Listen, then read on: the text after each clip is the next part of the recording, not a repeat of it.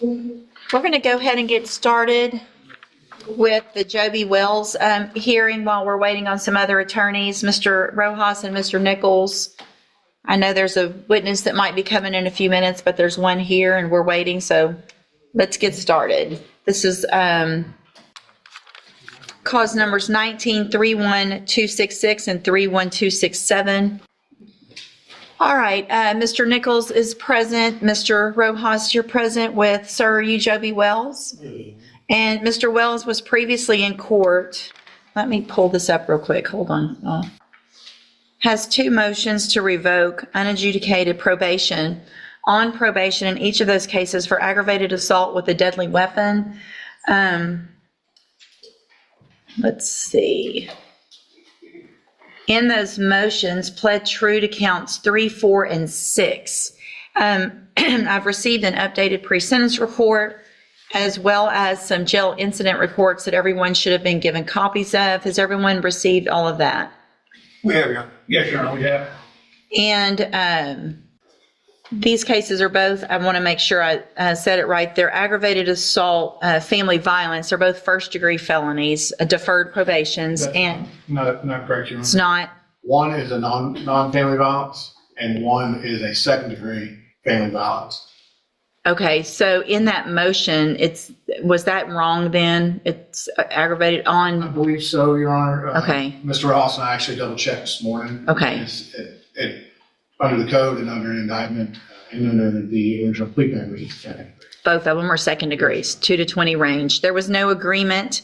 And does anyone have any additions or corrections to that pre-sentence report? Nothing. No, Your Honor. Mr. Rojas, does the state have witnesses with regard to those other counts? Yeah, they do, Your Honor. I'm sorry? I believe they do. Oh, did I say Mr. Rojas? Mr. Nichols, does the state have? Thank I do, you. Your Honor. You may call your first witness. Buckle up, guys. Today we are diving into a courtroom moment that quietly turns explosive.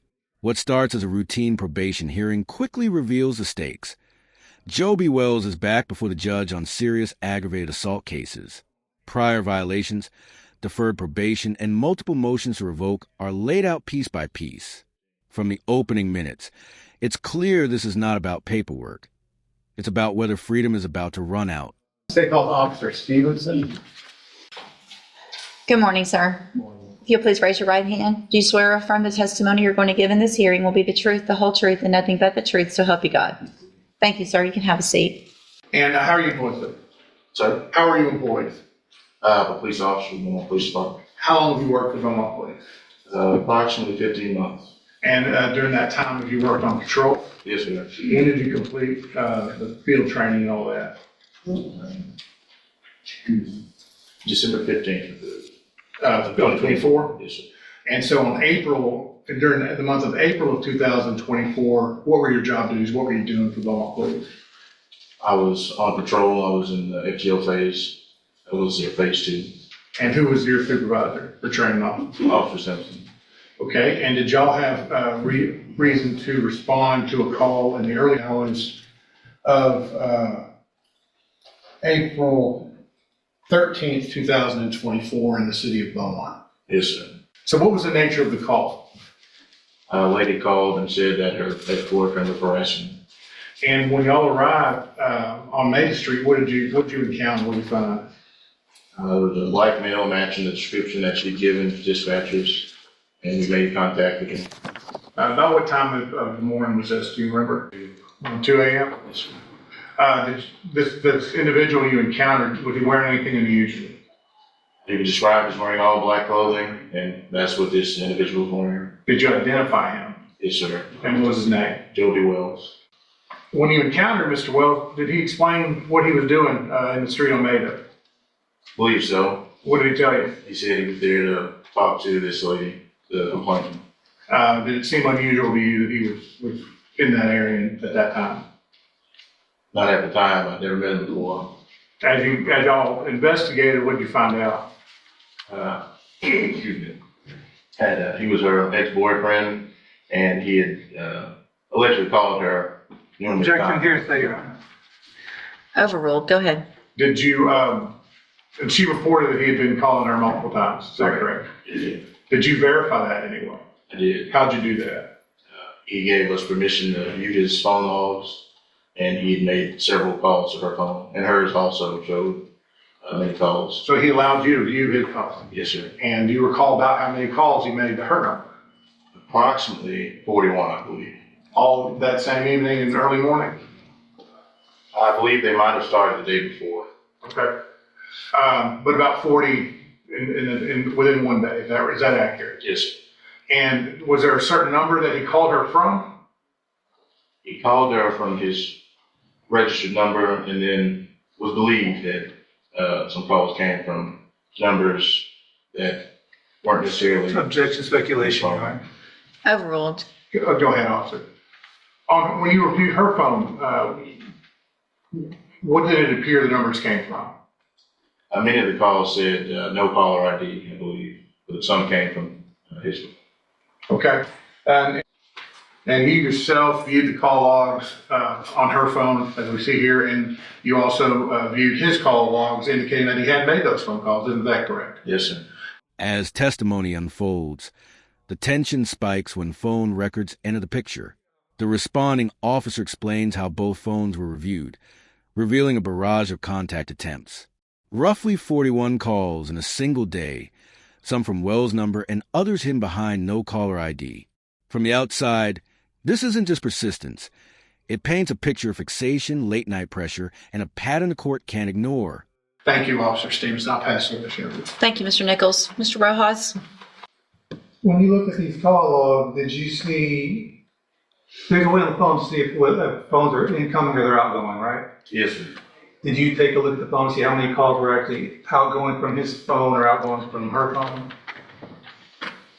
I remember a lot of incoming calls from her phone. I'm not very sure about that. Okay. You're not sure, but. I don't recall. Okay. So there could have been some from her to him that you just don't recall, those are there. There could have been. Okay. So there's a lot of this could have been back and forth, him texting her and her texting back to him, things like that. It could have been. Okay. Or calling each other back and forth. Did anybody, once you got back to the police station, did anybody go back through his phone? I assume you took his phone into evidence? I believe so. Do you know of anybody back at the police station who went back and looked at his phone to verify how many calls were coming from his phone, or how many calls were going from his phone to hers, and how many calls were coming from her phone to his? I don't know if that happened. Okay. If it happened, you didn't do it. Correct. Okay.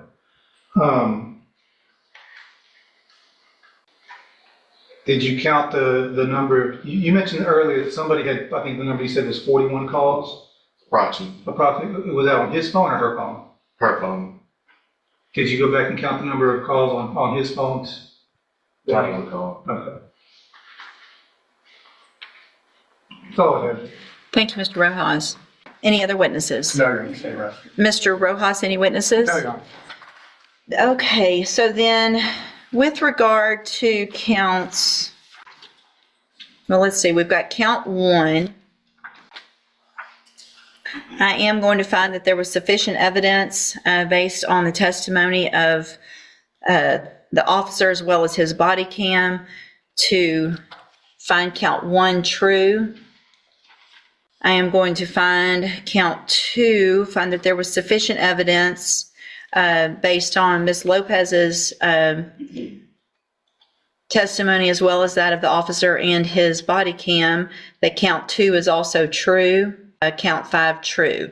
Count 3, 4, and 6 were true, pleased by Mr. Wells. So at this time, all counts are true. Mr. Rojas, I will let you go forward with argument. Okay. Judge, Mr. Wells would like another chance on probation, Judge. As Mr. Nichols pointed out, he was here previously on a prior motion to revoke for the family assault. At that point, Hang on just a second. Would y'all take that down? I want to make sure that it's easier for Ms. Tanner if we're back up there also, make sure that it's working right. Yep. Okay, go ahead. Sorry. As I said, he was here for the previous motion to revoke, as Mr. Nichols pointed out. At that point, 100-day sanctions were ordered. I don't know if it was at that point or another point, but at some point he was ordered to go to ISF he was placed in holding at the county jail, and for whatever reason, I guess the bed never opened up, and he was released. So he never got the benefit of ISF. And from what I can see, the reason for going, it was going to be the cognitive track. The reason for going to ISF was so that he could make better life decisions on who to hang out with, how to deal with these personal situations.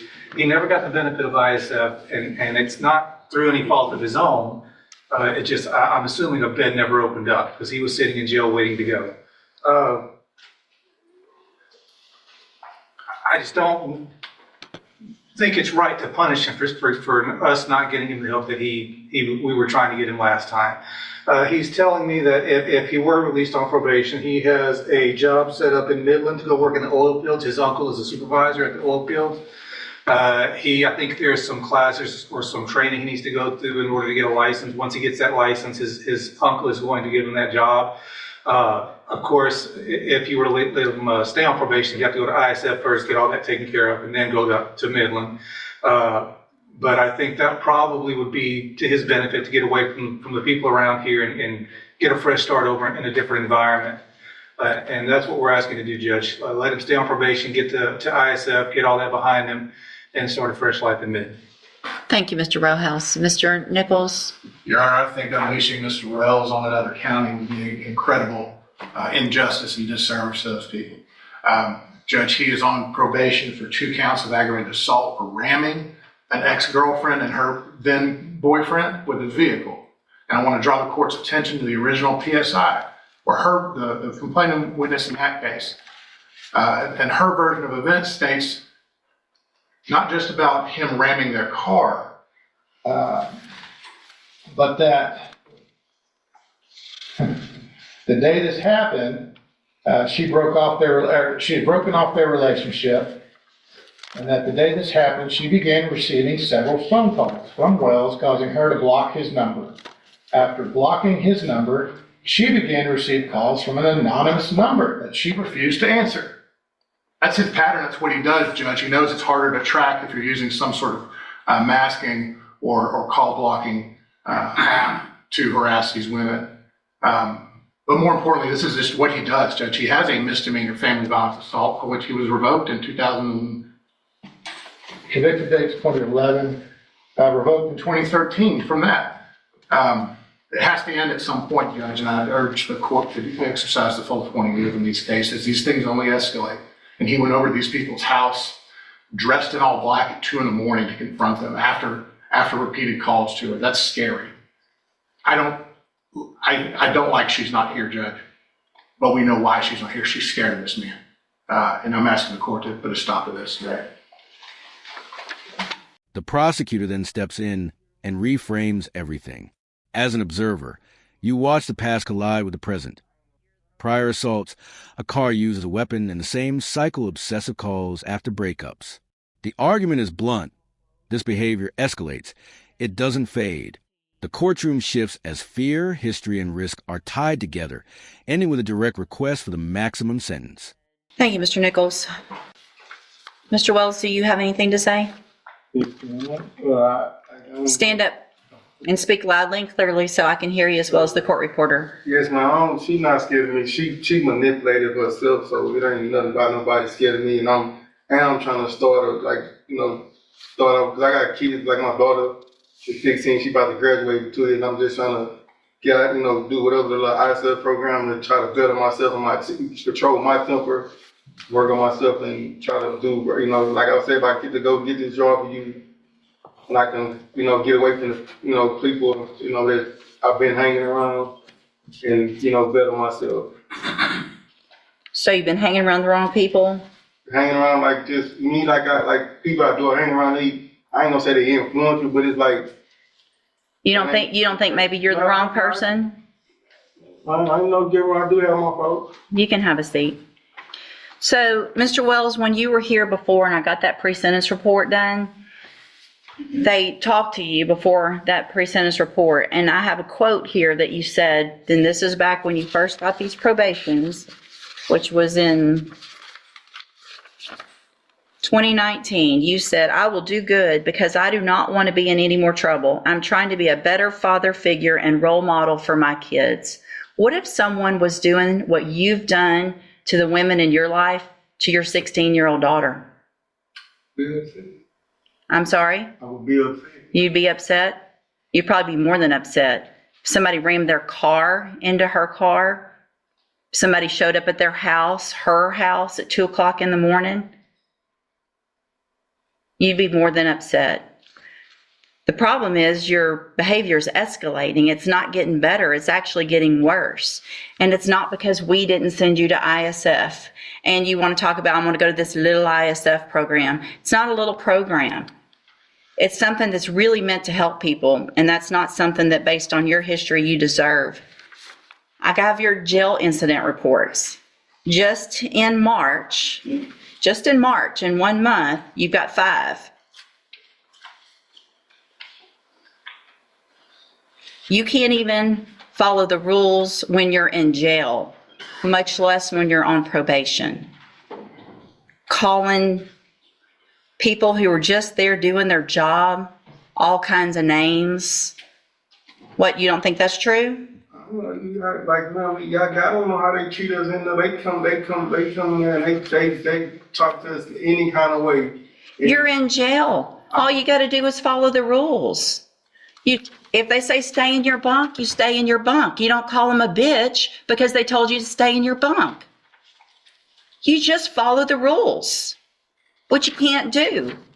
Deputy Millhouse had to shush you a minute ago, and instead of just saying, I'm sorry, yes, sir, I saw the look you gave him, and I saw the look you gave me when I told you to be quiet. You don't like people telling you what to do. Clearly. And the B word is the nicest thing you've called them. At this time, in cause number 19-31266, again, find that you entered your pleas of true to counts 3, 4, and 6 freely and voluntarily. I again find counts 1, 2, and 5 true. Find sufficient evidence to find you guilty of aggravated assault, family violence, and sentence you to a term of 20 years in the institutional division of the Texas Department of Corrections. There will be an affirmative finding of a deadly weapon in that case. In cause number 19-31267, I'm also going to find that you pled true to counts 3, 4, and 6 freely and voluntarily.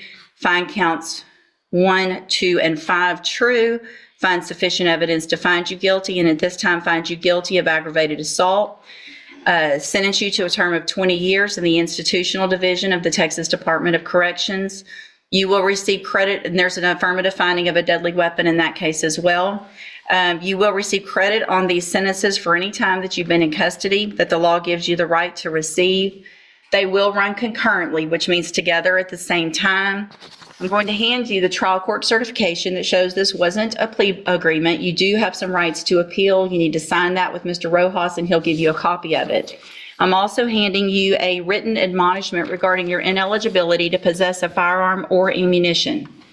Because of the judgment entered against you in each case, you're ineligible under Texas law to possess a firearm or ammunition.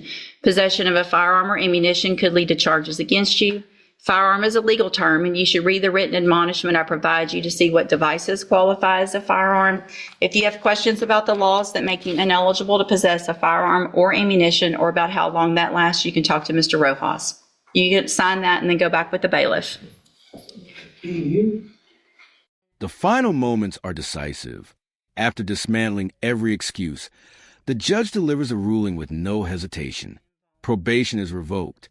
20 years is imposed in each case, with deadly weapon findings attached. The words land heavy as the reality sinks in. This chapter ends behind bars.